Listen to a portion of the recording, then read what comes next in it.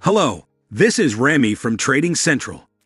This morning, Euro-dollar was steady at 113.60, and we will have a look at the pair's intraday technical analysis.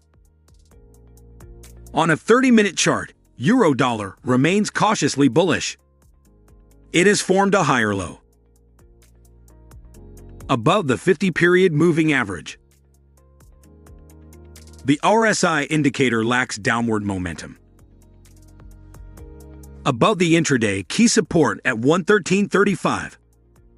The pair is expected to challenge 113.85 again, with 114.15 further targeted. Alternatively, a break below 113.35 would trigger a pullback to 113.10 and 112.90. Later today in the U.S., the ISM Manufacturing Purchasing Managers Index is expected to improve to 49.0 in May. Meanwhile, the non-farm payrolls will be released on Friday. Thank you for watching.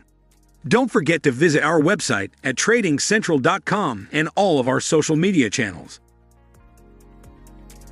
Trading Central disclaimer.